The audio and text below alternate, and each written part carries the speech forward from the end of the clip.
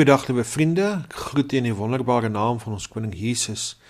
En vandag deel ek met u 'n gedagte, 3 dinge vir gebed.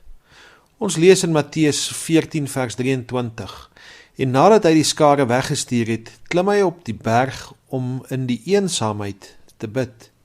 En toe dit aand geword het, was hy daar alleen. Toe 'n bekende liedjie-skrywer en komponis gedurende sy optrede die vraag gestel is, hoe hy liedjies skryf en toonset, was sy antwoord dat 3 aspekte hom daartoe lei. Eerstens, 'n stil vertrek. Tweedens, 'n leë skoon vel papier. En derdens, die vraag, is daar iets wat ek behoort te weet? Ek het baie gedink oor wat die komponis gesê het. Indien die 3 dinge nagekom word, kan dit wonderbaarlik werk in die kind van God se lewe. As ons in die oggend wakker word en ons dink aan dit wat in daardie dag gebeur, kan hierdie 3 dinge vir ons wonderbaarlik help om daardie dag se storms te bowe te kom. Tydens Jesus se bediening het hy dikwels van mense, soms skare weggebreek om alleen te bid.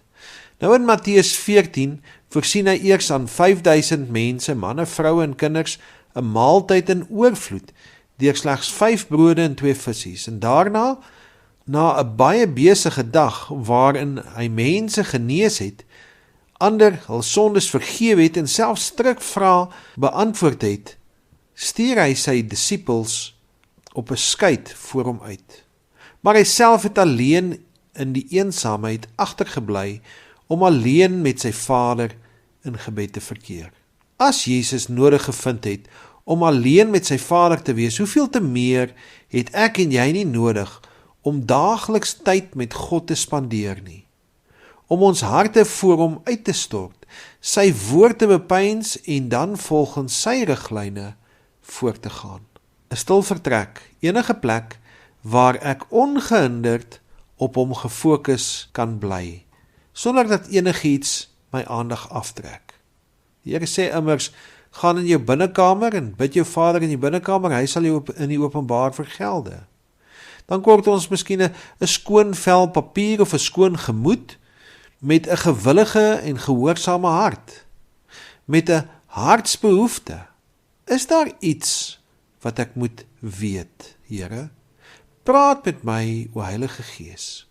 En vanaf daardie heuwel het Jesus teruggekeer en binne in 'n ewige storm ingeloop op die see, maar hy het presies geweet wat sy Vader se wil was.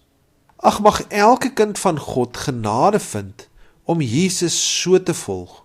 Om tyd met God deur te bring is die heel beste manier om krag en genade te vind, midde in 'n storm wat dalk voorlê. Ek groet u tot volgende keer. Totsiens.